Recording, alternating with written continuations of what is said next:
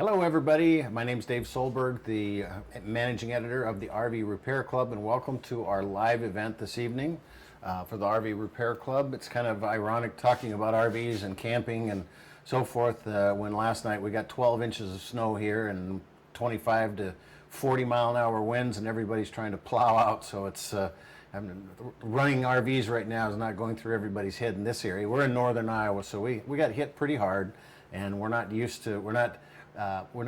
wanting it this early. Day before Thanksgiving is crazy. So anyway, welcome to our event. We've got some questions that have already been posted now, so we'll get right into them and start.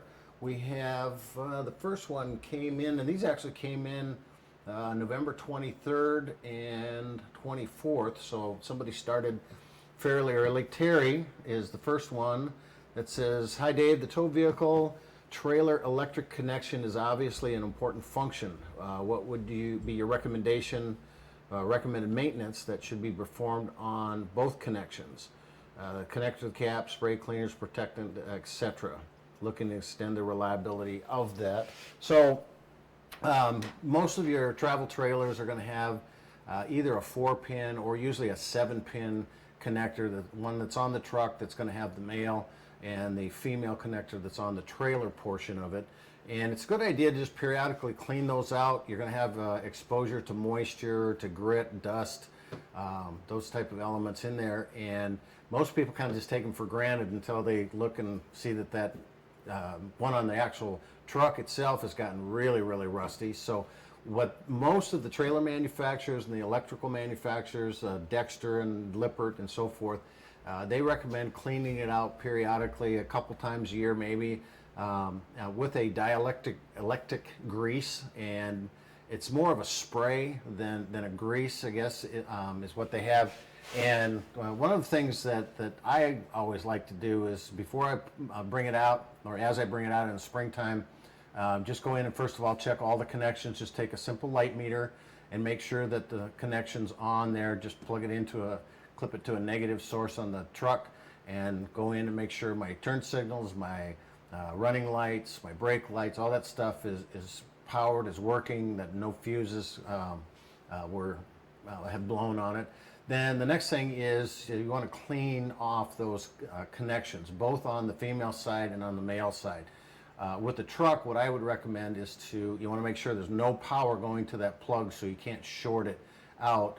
Best thing to do is just disconnect the negative post in it. Spray a little of that dielectric grease or spray in there. I like to use fluid film. Fluid film is one of the best rust inhibitors and lubricators and cleaners, and it won't do any damage or any swelling to any of the rubber components inside there. And then just take a small little wire brush. You can go to O'Reilly Auto Parts, just about any of your automotive parts centers, and get just the small little brushes that are just kind of 2-3 inches long, very inexpensive, and just clean those terminals. You're going to have little pins in there, and just make sure that they're clean. Make sure that they're not bent or pinched or broken. They should just come up in a little U-shape fold over with those. And then what I always do is I just blow it out with an air compressor, or a can of air that you can purchase at a Walmart or anything like that. But just get it nice, blow out, get all the grit out of there, get all the liquid out of it, and do the same thing on the trailer side. You'll have the female connectors in there. Spray it really good, clean those things out, give it a good blast with the air. Wear some safety glasses so you don't get stuff in your face. And then the other thing is just good inspection. Make sure that the wires aren't exposed from the actual connector to the wire harness. You'll have 7 wires in there. Make sure it's got a good connection, that it's not real wobbly. Especially if it's one that has been made with the wire and the connection separate. A lot of them you'll see are molded, and those are the better ones to have because you don't have a weak spot for it. But just clean them up a couple times a year, and make sure you dry them up really well. Make sure that your power's off so you don't short out those connectors going into them. Okay.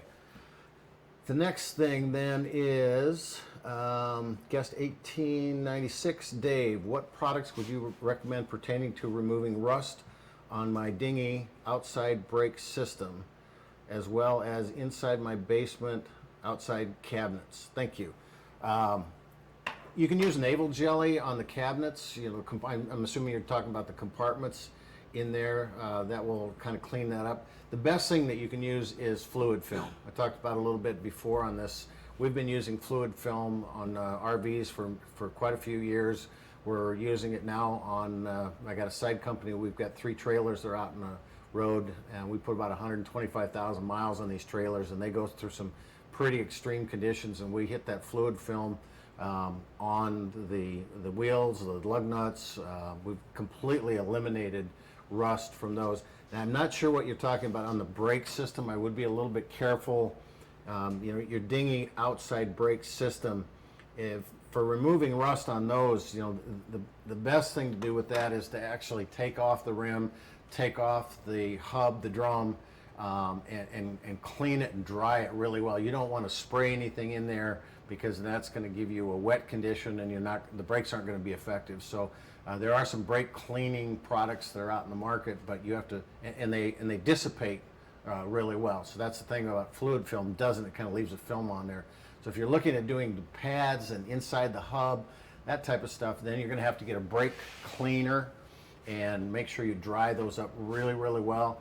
But if you want to hit that outside with that fluid film, best stuff for rust. A lot of times we'll just put it, if you got a place that's starting to paint chip or peel or anything, hit that with a little fluid film, and it'll keep rust out completely. Last summer, I was out in Colorado. My father-in-law has a 90, maybe it's 89. He's got an old El Camino, and his bumper was starting to get the little rusty surface things because it was getting a little faded a little bit. And so we put a little naval jelly on it, cleaned it up really good. I hit it with that fluid film. We were just out there 2 weeks ago, and it just looks like brand new. So great stuff to have. I get it at O'Reilly Auto Parts, and it's called fluid film. Okay, guest 1896. Hello, Dave. I'm a novice RVer, but learning fast. Would you give me advice or directions on how to survive the winter in my RV? Go south. Just kidding. Class Super C. I will be attending a school in Illinois. I want to live in my RV instead of a dorm or an apartment. Thanks.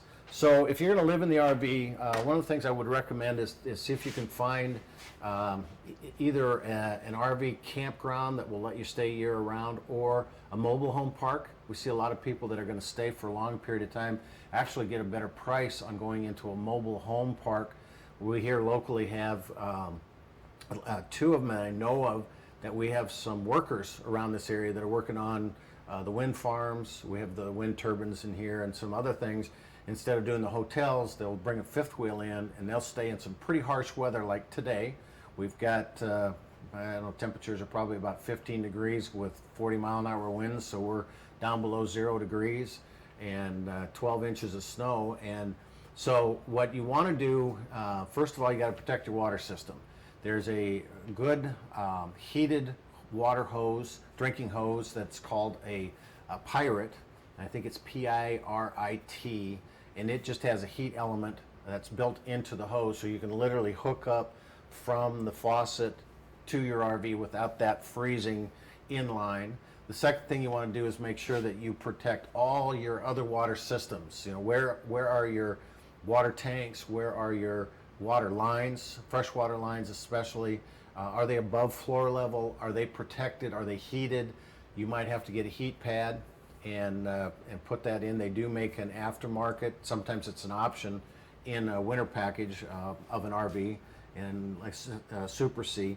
Now what we've done here is and I've spent a lot of time in the winter in these. I was 20 below 0 in Fargo, North Dakota, out in Colorado, various different places. And if I'm going to be at a place for a long period of time, I don't want to rely on that onboard heater to heat the entire coach and all the freshwater systems. So I just take a small little auxiliary heater, one of those little ceramic heaters that's got an adjustable low, medium, high, and I will put it in the service compartment where my water pump, my freshwater tanks, and the water lines are starting to go. Even though I've got a heat vent that goes down into that, I have frozen those solid in places where I didn't do a little bit of additional supplemental heat, because you've got those water lines are about the size of your finger. In fact, I think I have one in here in my little box of goodies. Yep, here we go. So that is your water line. As you see, you don't have a whole lot of room in there, and that doesn't take much for that to freeze up. And so what I'm going to do is I'm just going to put a auxiliary heater in. Now I have to have plug-ins, but that's why I'm at a campground or a mobile home park, and just supplement that area. The other thing I look at is inside the coach to kind of help extend the life of my, or not life, but the amount of LP I have, is I get a supplemental heater inside the coach, whether it's an Olympian, Campco makes one, the Mr. Heat Buddy I think has one too. It just does the small little propane bottle. They're very safe. There's no CO2, carbon dioxide, that's going to come into, or carbon monoxide into the RV like you see some of the LP fired heaters, and very, very safe. And what it does is it allows me to keep the heat down a little lower in the RV, and then maybe supplement the bedroom at night or the living room during the day, and I don't have to keep it at 68 degrees throughout the entire coach. The other thing I would do is skirt all the underside. Don't let that wind and snow get underneath, and it's just going to make it a lot colder. So if there's any way you can skirt around it with a heavier vinyl material, I've even seen some people that will put bales of hay or straw around it just to block that wind from going in. And then there's a product that is, and I don't have it here with me, but it's an insulated aluminum sheet that if you actually take a look at our blogs, there is several on winter camping, and this is just a thing you can buy at any home improvement store. It comes in a roll anywhere from 12 to 24 inches tall, and it's kind of a corrugated aluminum insulation, and you just put that over your windows, and it really helps insulate that windows, because even if you have dual pane, it's two pieces of glass with air. It's not the argon gas filled, anything like that. So it's going to help you kind of maintain that heat inside that rig. And then the last thing is just make sure that you look at get some damp rid for condensation. You're going to get some of that. Use as little moisture activities as you can. Like if you're going to take a shower, make sure you vent that shower really good. Don't leave the wet towels hanging around in place, because all that moisture in those clothes, cooking, boiling water stuff, that you would do in the kitchen, is going to create some condensation that's going to start to form in your cabinets and things. And that's the other thing I would do too, is just kind of open up periodically a few of the overhead cabinets and just let some of that air move, and get something inside to move the air too. Because the problem with RVs is you get pockets, and you don't have the good cold air return HVAC that you do in your house. Every room has got a heater and then a cold air return, so you're moving air in your house all over the place. And in your RV, you typically have one cold air return, so you get pockets in the bedrooms and pockets in places. So the more you can move that air and keep that condensation from getting in, the less you'll get up in there, and the warmer it will stay. So those are just some things. And again, take a look at that blog. There's some really good articles, shows the pictures of those things, and just kind of helps show you how to supplemental heat. Okay, and we jumped. Okay, I have a 2010 Itasca Navion with quickie steps. The steps were working this weekend, but once I got home, they stopped extending. Any idea how I can fix this? So the first thing you need to do is to find out, do you have power to the steps? It's going to run on a 12-volt power system. Normally it's off your house batteries. I've seen a few that will run off the engine battery, but most of them are off the house batteries, and then they've got an override. If you do start the engine, it brings it in. So the first thing I would do is look at, do I have power to that? If you don't, you're going to have to check your switch. You're going to have to check your activator. And if 2010, I think Winnebago was using by that time the magnetic one. So as you open the door, you've got a magnet on the inside of your door frame and a magnet on your door, and when they hit together, they make a closed circuit and tell the motor to shut the door, or excuse me, shut the steps, retract them. As you open it up, it says, okay, now bring them back out. So that's the first thing. Then after, if you don't have power to your motor, you're going to have to check your switch. You're going to have to check your actuator on there. Sometimes you can take that off and just put the wires together and see if you can get them to work, or you can actually do that down at the bottom. If you do have power to the motor, then you're going to have to look at the motor itself and what is, is it binding?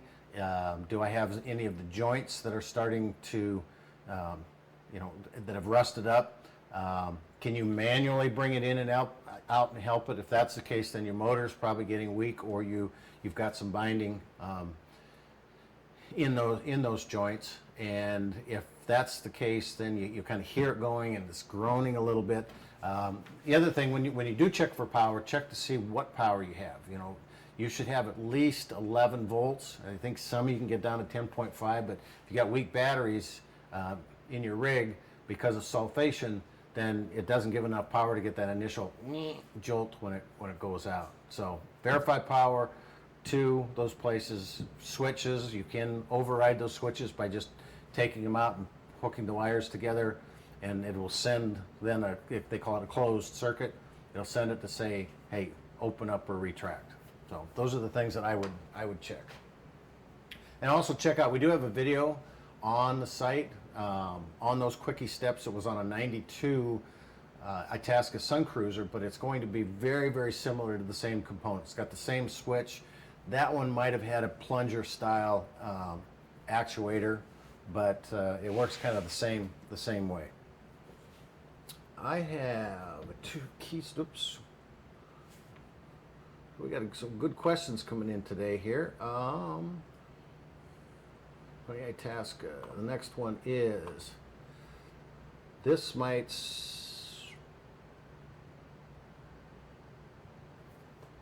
I think this one came from Sam.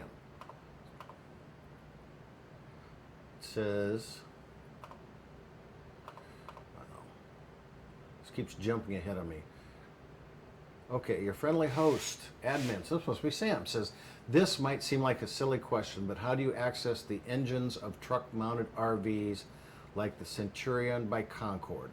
How do you access the engines of truck-mounted RVs?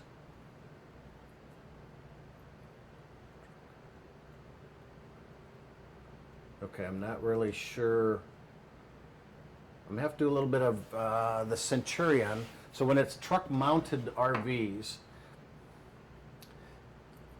I'm thinking that they're referring to the truck camper that just slides into the back of it. So then I'm not sure what engine they're talking about accessing, because you still have access to the engine of the truck, but then you don't have an engine in the actual RV, other than maybe an onboard generator. But I do apologize. I'll have to look a little bit more into that Centurion by Concorde, or if you have a little more information on what engines and a little bit more clarification on it. So I'm not getting it, I guess. I'm sorry. So the next one says, I have a 2015 Keystone Impact 312.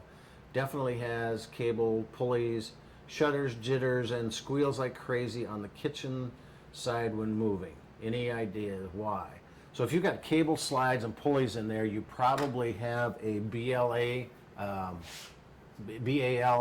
AccuSlide. I think Lippert has one now too, so it depends on what year you have here. It did say 2015, so I don't know that Keystone, or if Lippert had the slide in them.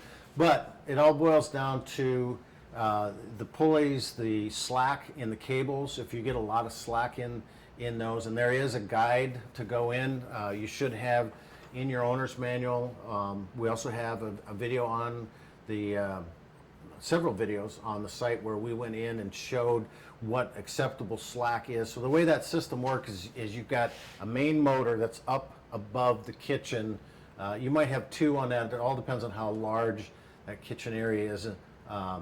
And so that motor then, when it starts to go, it's going to run over to the sides, and you've got pulley on the sides, and it goes down to the bottom pulley. So you got a kind of a bridge work of cables up on the top where that pulley's at, and you've got these knuckles or clusters, and they'll be different colored in there for the different slide corners. And there is a certain acceptable level of slop or sag in those, but it starts to get too much, and then that's where you start to get into where one side may be a little bit looser than the other side. Well, then this side is going to start pulling in or retracting before this side, and you pretty much have that.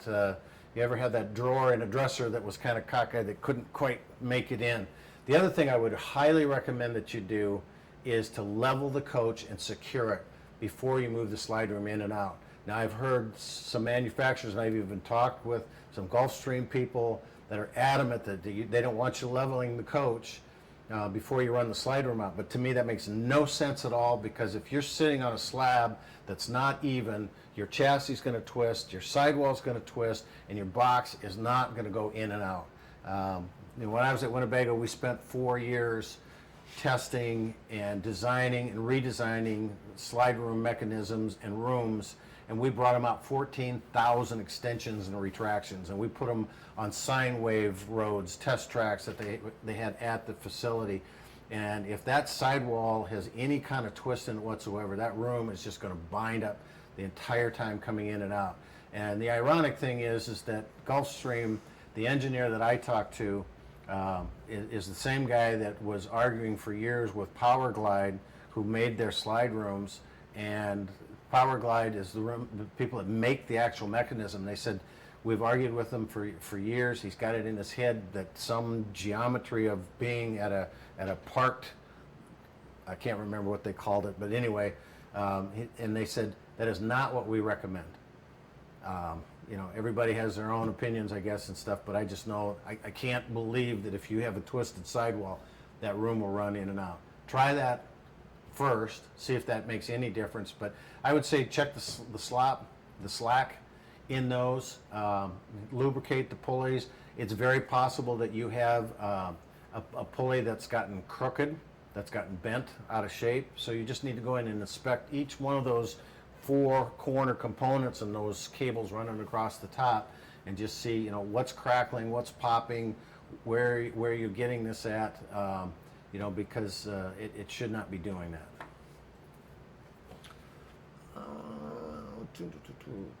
Okay, I have a 4,000 watt Onan generator built in our Class C motorhome. Had 50 hours on it before we bought it. We've put 10 hours on it since. It runs off the same gas tank as the engine. Can you give any guidelines as to what sort of regular maintenance is required and at what frequency? The biggest thing you can do is to run that generator once a month under full load, at least 25 amps for 30 minutes. The problem with generators is that when they sit and the gasoline sits in the carburetors and the lines and so forth, it varnishes. And when it varnishes, it creates this kind of a slimy little coating, and eventually it will not run. And that is a very, very common problem with gasoline generators these days. And I'm assuming with a 4,000 Onan that it is gasoline. And so you need to go in and start that thing up and find something to run, roof air conditioner, plug in a couple of those little ceramic heaters. Just find something that has kind of a high amp draw that makes that generator work, not just idle, but work, and pull that, clean all that stuff up. The other thing I would recommend is to use a little bit of seafoam. Onan has their own gas treatment, but seafoam is a really good product to use as well. Just periodically use that according to the instructions to put into your fuel system, so that it just helps keep everything cleaned on the inside. And then the other thing is just make sure that you check the oil. If you have low oil pressure, it's got a pressure sensor, oil pressure sensor that will shut the unit off.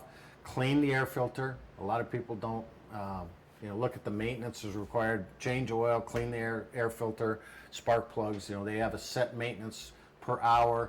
I would say at least once a year per hour used, at least once a year, change the oil and the filter. And not only the oil filter, but the air filter. And I do recommend using Onan parts. The reason is that Onan has spent a lot of time researching the right filaments, the right interior components to those air cleaners and filters, and you can get a lot of cheap knockoffs that will not do the job and will restrict the airflow or even break down. So I would highly recommend using the Onan product for that. Okay, Atwood A535. It's a 1998 fifth wheel. I had run my heater furnace since I bought it. I hadn't run, excuse me. And finally got around to using it just a week ago. It did work well, no weird noises, started up immediately and warmed up the place. But around 3 hours in, the warm air stopped and suddenly it was just cold. I still have plenty of propane. I checked the thermostat and have tried it again multiple times. I checked the exhaust outside, and looking inside, I did not see anything obstructing the passage. So if it worked that long, probably what happened with that is your batteries went dead. Or not dead, but went low. And this is a fairly common problem. We call it a gremlin inside. So the way the furnace works is that when you set your thermostat at what desired temperature you want, it goes below that. It can go about 4 degrees, even lower, before it kicks in. The thermostat closes, which means that it now sends a 12-volt signal down to the module board that says, I need heat. The module board then starts the blower motor, which is inside, and that blower motor kicks in, and it's going to exhaust interior heat chamber air, which could have some unburned LP and whatever inside that exhausts outside. It also then pulls in interior air from your cold air return inside your RV into the furnace, up through over the heat chamber, and then out to the vents. And nothing has started yet, but what it's doing is it's saying, okay, I'm exhausting all this air that could be pretty yucky inside the burner assembly. I'm bringing air from the inside and pushing it out, and there's a sail switch on the outside, on the back side of your burner assembly, and all it is just a little switch that rises and lowers with airflow. And so when you hit that, it gets up to a certain point. It then again creates a closed circuit. It tells the module board, yep, we got a good enough airflow, everything looks good, go ahead and open the gas valve. Click the gas valve opens, spark, spark, spark, it lights it up, you get heat that goes through here. All this has to have 11 volts to do all this stuff. So now all of a sudden what happens is your batteries start to go down, and you know, everybody says, well, my batteries are good. I know they're good. Well, you do not know that unless if you have lead acid batteries and they have not been multi-stage charged, and we have hit this 1,000 times, it seems like, they sulfate. As you drain those batteries down in normal operation, that's what they'll do, is they'll drain down to 10.5. Your converter, this thing, kicks on and says charge. So it brings 13.6 till those batteries get up to 10.6, and it shuts off. That does not break up the sulfation. So you get the coats get plated or coated, the plates get coated, and you have less storage. Even though it says 12.6, that doesn't mean that you've got 100% capacity. So now all of a sudden, every time that you do that, you keep diminishing the capacity in this. And I've seen 2-year-old batteries that are worthless because they were not multi-stage charged. You have to have, not this thing, but you have to have something that will do 14.6 or even higher. They call it the bulk stage charge. And then that breaks up that sulfation and it goes into equalizing and a float charge. So now what happens with your furnace is you start it up, even if you're plugged in, you start it up and you're using the battery power, that blower motor's going and it's got taking a lot of power in, your battery's going to naturally start to go. This thing kicks in, but it doesn't kick in until 10.5, and so you got this little bit of a gap area. So if you went 3 hours with that and you had good hot air coming through it, and then all of a sudden you've got cold air blowing out, that pretty much tells me that those batteries got just low enough so that it doesn't have enough power to run that fan to keep that sail switch up, It's got power, but the fan's going to keep running. So what it's telling it is, oh, don't light this. So it shuts the valve off, and you get cold air, and everybody thinks, well, my furnace is running because I'm getting air coming through here, but it's not heating. More times than not, it is that sail switch is not getting lifted up. I would say if you can get to the point where that happens, if you can get a battery booster to put on that battery, even though you've got this plugged in and everything, see if that helps it. That is something, and get in there with a multimeter and just find out, what do I have exactly coming to that furnace? And I would bet that you're down below probably, some of them are at 11, some are 10.5. They're all a little picky in where that spot's at. But I would say low batteries is probably causing that. And that's the short answer. Running out of options here. My RV is stranded in my driveway. My gauges all say my chassis batteries are dead and the engine is acting like they are. However, when I put my multimeter on them, I'm getting 13 to 14 volts. I don't understand what is happening. Well, first of all, I'm not sure what, one of the things that I always tell people is when you're asking questions, you're talking to service managers or anybody troubleshooting anything, always have the make, model, and the year, so everybody's knowing exactly what you're talking about. Now, obviously, this is a motorhome, but is it a Class C? Is it a Class A? Is it a diesel pusher? When he says my chassis batteries, so that maybe indicates 2 batteries, so probably a diesel pusher with that, and the engine. So if you put a multimeter on a 12 point, and you're getting 13 to 14 volts, that doesn't necessarily mean that your batteries are good, because engine batteries, start batteries, have to have cold cranking amps. They've got to be able to have a real high thump to get that starter going, turn that engine and going.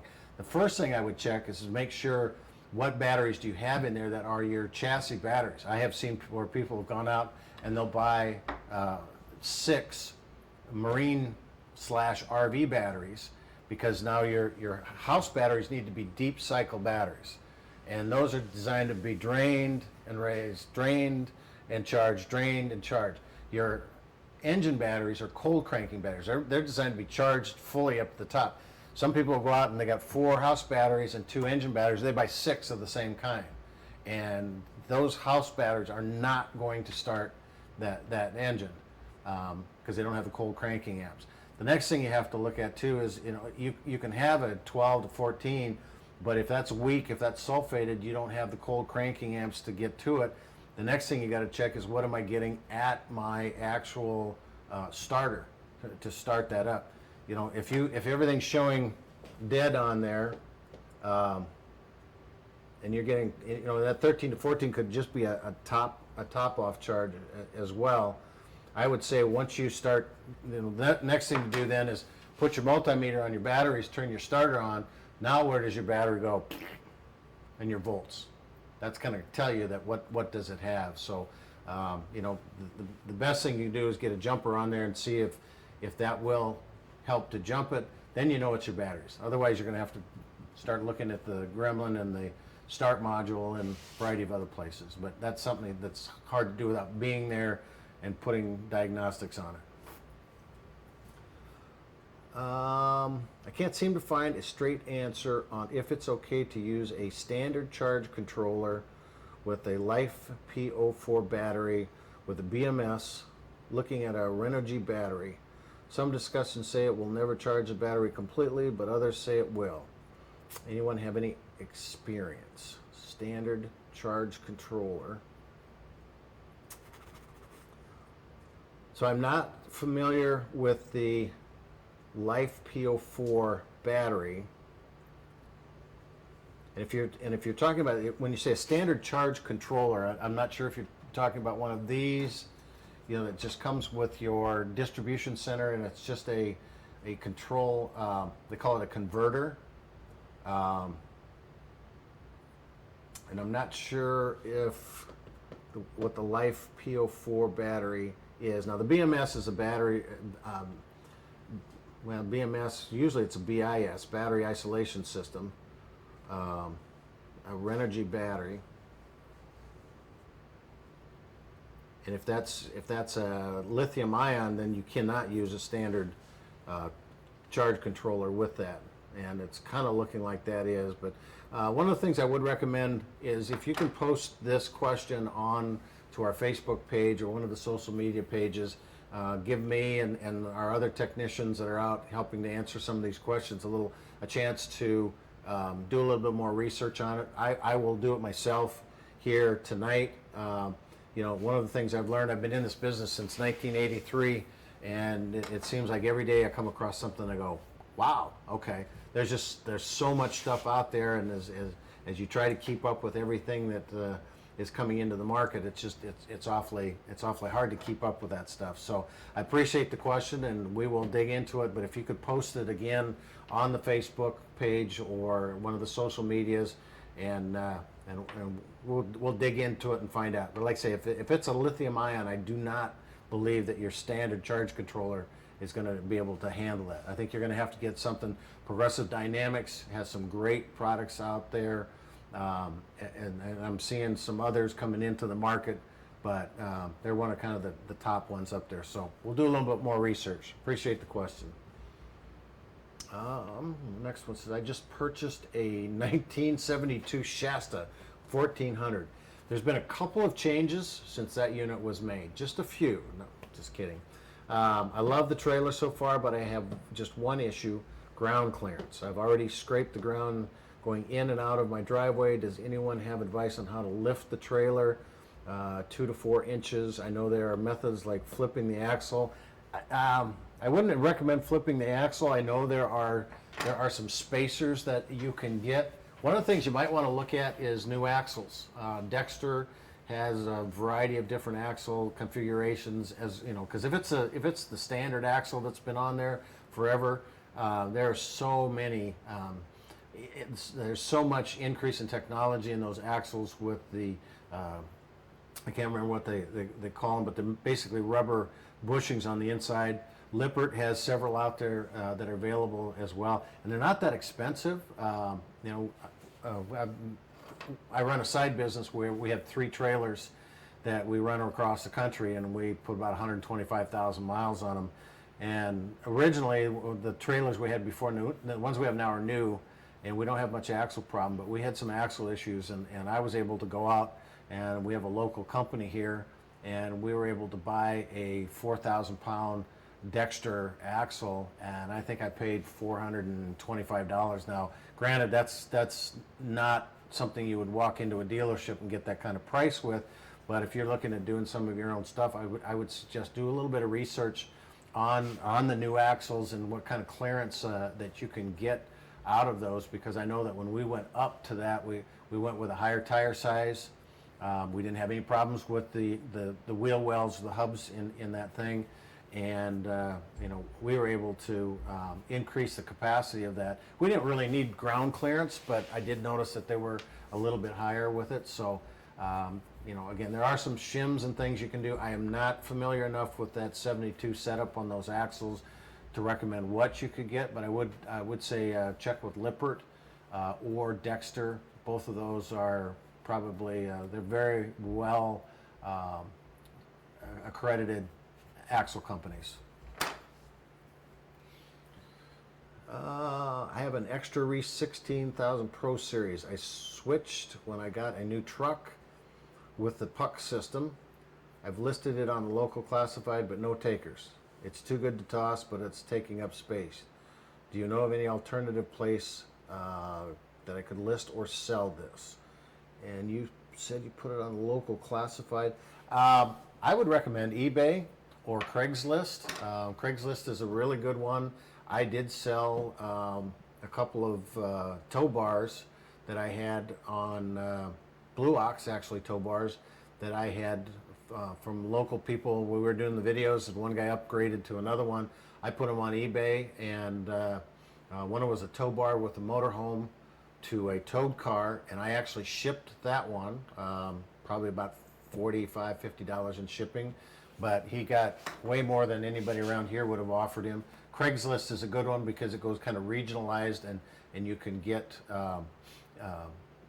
local people that could come pick it up, because you probably I would say you said it was 16K Pro Series, so it's probably got some good weight to it. But those are the couple places that I would recommend. And you know, even if you have any local clubs, manufacturers clubs, you know, like we have the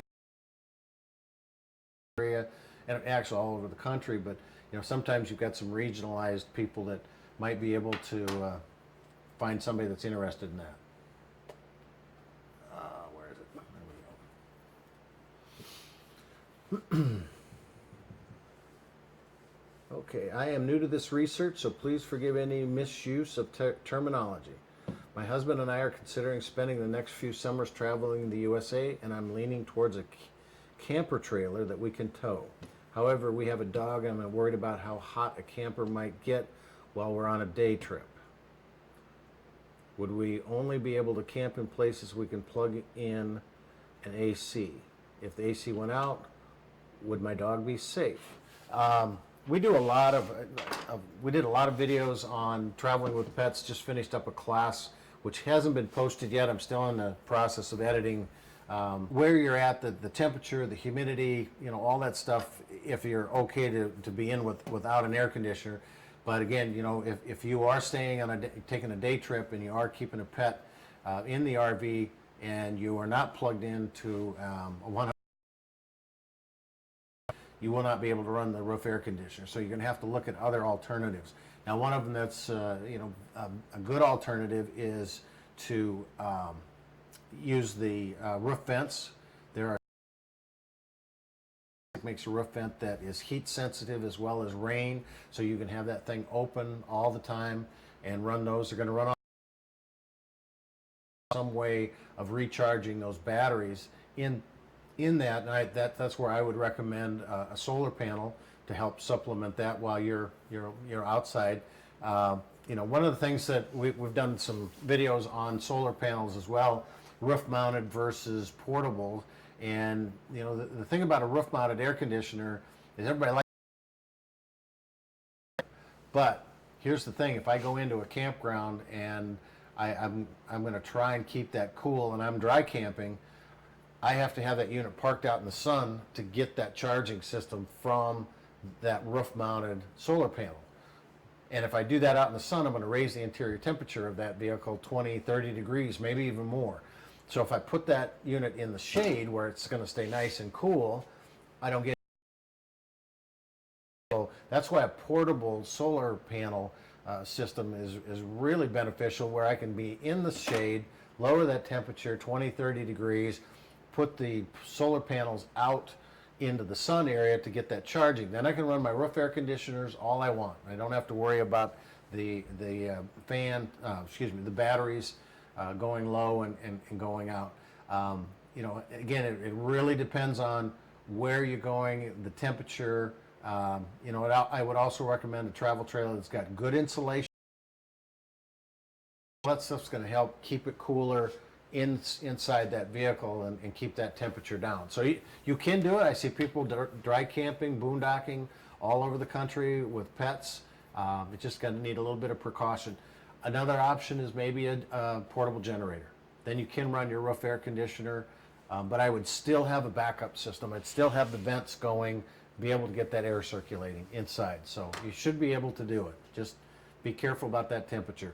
One more thing, and we do this in our seminar, there's several products out in the market that are they're GPS trackers.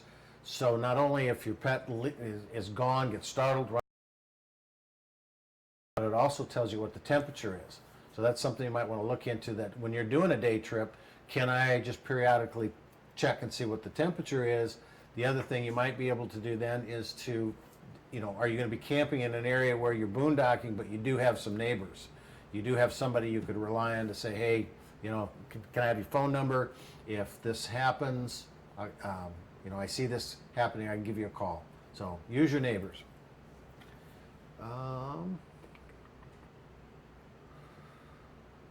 Guest asks, I'm looking for an RV that has a fiberglass body, over cab bed, dually rear end, 4x4 and can fit into most parking spaces. I found a bunch of old Toyotas that fit the bill by their insides, are very dated and in my opinion way overpriced. $20K for an 88. Do you have any ideas of other RVs I would be looking for? Thanks for any input. Well, the Toyotas that you're probably seeing are the micro minis that were real popular in the 80s, I think maybe up even into 90. Winnebago had the Warrior and the Spirit. Dolphin by National RV was a little one. You know, one of the things I'd be very careful on those is the weight carrying capacity of those vehicles, and you know, I mean, they did have dual wheels in the back, but that was kind of a slapped on to be able to carry that heavy cab that was on the front of it. You know, I would say look at Winnebago made a product called the Rialta that was with the Volkswagen front. It did. I take that back. It did not have the cab over in the front area of that. They, you know, they made some Class C's that did have the dualies in the back with the, you know, so there's a lot of. I'm just looking at it. But you're not going to find very much of in there. That's going to be kind of a. You find some dual rear ends, but you're not going to find a lot of four-wheel drives in the older models. Now we see a lot of stuff coming out now that's on the Sprinter, on the Transit, Ford Transit, several others of them. The Bolt, Winnebago has, but you know, you're talking 80, 100,000, 120,000. So it's going to be hard pressed to find some. Probably one of your best options, I would think, would be to look at getting a truck camper. And just, you know, getting a truck that you're happy with, find a camper that can slide into the back of it, and you've got your cab over in the front. You know, kind of exactly what you're looking for. It's you know, it's not all in one piece that you can walk through in and out. But I don't know of many four-wheel drives that you're going to get back into, especially when you start talking $20,000 and lower. It's going to be very hard pressed to find. If anybody else sees some, let us know. Let's post them. I'm curious if you knew anything about converting your travel trailer, RV, camper, etc. to run on natural gas instead of propane. And I'm assuming when you're looking at natural gas, you're talking about the appliances inside, because right now you would have the water heater, the furnace, all run on LP, and in your homes you can get those same appliances on either natural gas or LP. And I think what you would need to do in those situations, and I'm assuming you're probably looking at maybe parking into a mobile home park or versus the propane.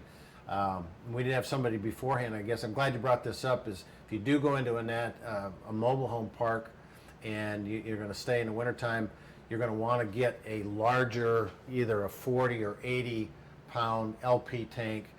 So you're not constantly running and filling up that LP tank. That's a large freestanding LP tank from the local LP company. They come and do the swap out for you because you will have natural gas in a mobile home park. So getting back to this natural gas versus propane, then what you would have to do is find each one of those appliances and change out there's an orifice, and you know, it's in the way it's being mixed. And I haven't seen a lot of people do that, so I'm not familiar with it, but I do know it can be done in your homes, in your residential, that they're able to just basically swap out a component to be able to mix properly. So I would check with whoever, find out is it Norcold or Dometic for the refrigerator, Wedgwood, Atwood, Magic Chef for your stove, and your furnace is either going to be Suburban, Atwood, or Hydroflame, and you know, just see if they have a kit that you could do that with. All right, a little bit coming up here. Just bought an RV, first time ever owning one. Congratulations. Looking for help. How can I figure out what powers what? What is powered from web DC off 120 volt and off propane? Web DC, probably, okay. So here's how the system works. When you're plugged into 120 volt power, you have a distribution center in your RV, and this is an all-in-one unit. It looks like this with the cover taken off of it. You know, normally you would just see these with the cover over the top of this here. So you got 120 volt power comes into the main bus bar, in this right through here, and your bus bar in here. So these switches here are all going to be 120 volt powered components. So you got your main switch here that turns everything on and off. You would have a refrigerator, air conditioner, maybe a second air conditioner, water heater. Those should all be labeled on there for you. The refrigerator then probably will run off of both, either 120 volt power or LP. So if you look at your refrigerator, right on the front of it, it should say auto and gas, or auto and LP, or electric and LP. The default, if you put it on the auto side, it wants to run on 120 volts. So if I'm plugged into the campground source, it's going to run on that. If the campground source goes out for any reason, it will automatically switch over to LP, and it will run off of the LP system, but it will also run off of the 12 volt house batteries in here. So you've got 12 volt house batteries, 120 volt, and LP. So let's go back to this main 120 volt here. The next thing that you have in here is, this is your converter. So when I'm plugged into 120 volts, I got everything on. This converter is my battery charger. So it waits until my batteries, you have a house batteries. So those house batteries are going to run LP stuff and certain other things. I'll get to that here in just a second. So once the batteries get down to 10.5, this kicks in and it charges your batteries at 13.6 till they get up to 12.6, and then it shuts off. So you can easily tell inside you've got your air conditioner, roof air conditioner runs off of 120 volt, and all those should be labeled. So then on the 12 volt side, that's these plugins up here. And in your RV, the 12 volt is going to run the interior lights. It's going to run the water pump, vents, roof vents up on the top.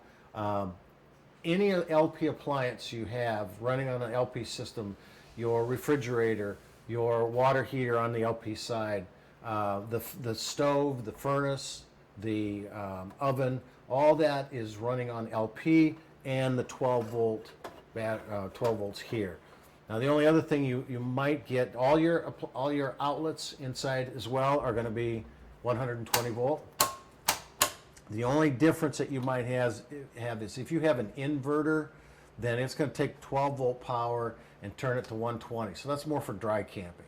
So you should be able to go into your distribution center and just kind of take a look at what these are marked at. You should have it on the fuse panel. These should all be marked at what appliance that it is going to. So you got interior lights and so forth. Those all run off that 12 volt side. So that's kind of a quick breakdown.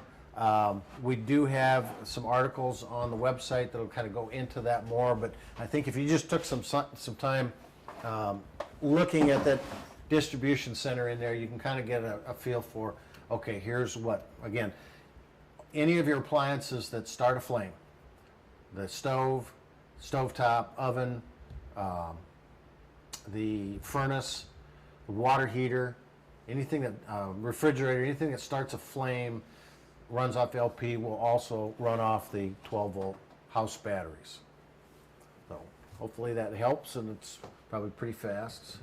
We are about 6 minutes. Okay.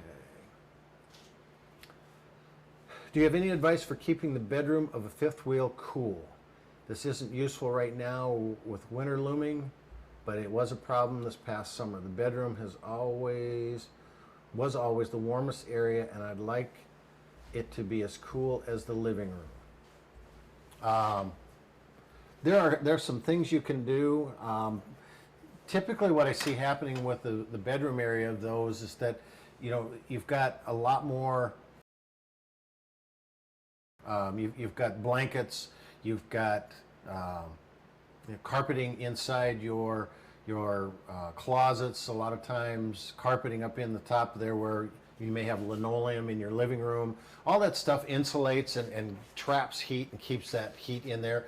Plus, the other thing you've got to remember is that your bedroom in a fifth wheel is always the tallest point in your RV. So you're going to have your hot air from in your RV is going to make its way up into your bedroom, because that's the tallest point. It's going to kind of get out, and you probably have roof air or a roof vent in your living room area pulling out some of that living room stuff. So the first thing I would recommend is find a way to keep that door shut, keep that heat out, maybe try to exhaust the heat from there. Run your roof air conditioner, your roof vent in your bedroom up on that fifth wheel side of it. Try to get some circulation going in there. Maybe crack a window just a little bit in the roof air, just to kind of keep that whole thing going in there. And the other thing is just kind of, before you park in an area, if it's at all possible, take a look at where that bedroom is going to be positioned at the heat of the day.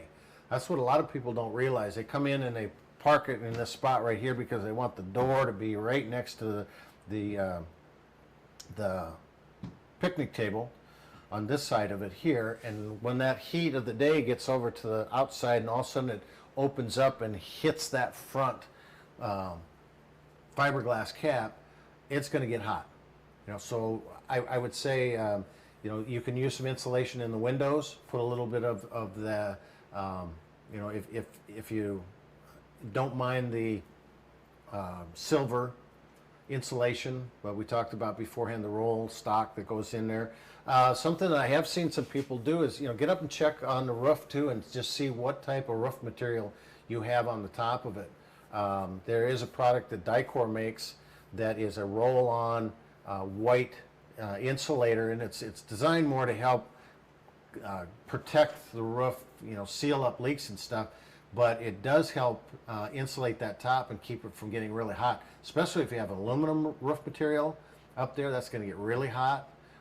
Even fiberglass sometimes gets hot, so if you can put a little bit of that insulation on there, it just helps keep that from being baked. But again, think about that hot air rising up into that fifth wheel on the back side. So Suburban SW6DE furnace.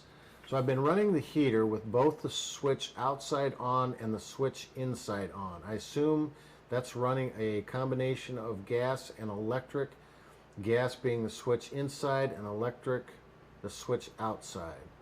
Is there any reason why I would need to run both other than to get longer hot water? It is getting colder here and I'm going to be in this over the winter. So it's the water heater that he's running, and it's a 6-gallon DE. So you've got the heater, both the switch outside on and the switch inside on. And from what I've seen in those Suburban heaters, it's not running a combination of gas and electric. Now you have gas and electric available, but you have a switch from, and I'm trying to go off of our class. We've done quite a few videos on those. We've done the 10-gallon version, and usually you just have a switch that says electric or LP, and I think the switch outside is exactly the same as the switch inside. It just allows you to turn it on from either position. Either way, you're not going to get more. You're not going to get longer hot water because you only have 6 gallons total. So that's going to heat up that 6 gallons to a certain point, whether it's 130 or 140 temperature, depends on what temperature setting you got in that system. And when you drain that down or it gets cold, you're only going to get 6 gallons. So it's not like having 2 switches on at the same time is going to give you more longer hot water. But I'll do a little bit more research on it. But from my understanding is that one of the things that I would really recommend looking at is to get an oxygenating shower, shower head. It's going to extend your water usage. You'll use less of it.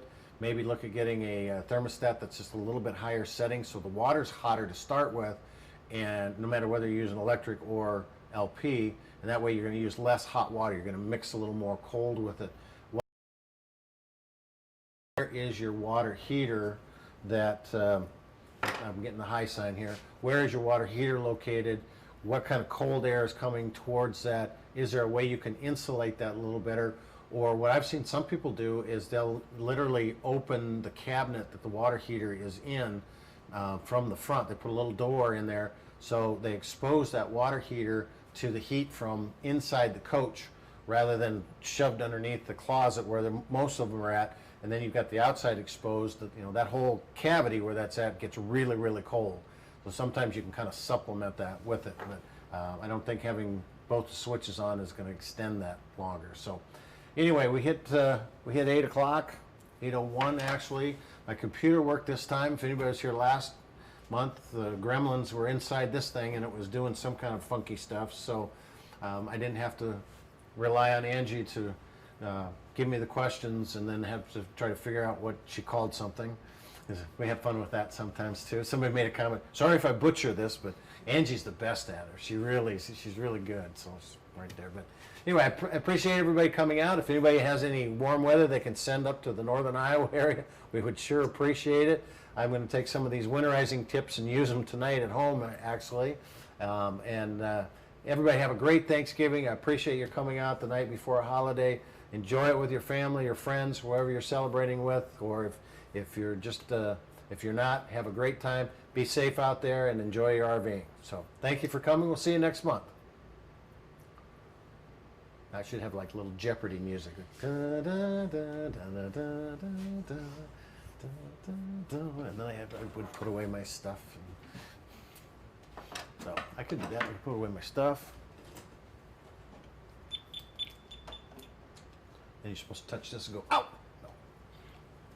It's not plugged in.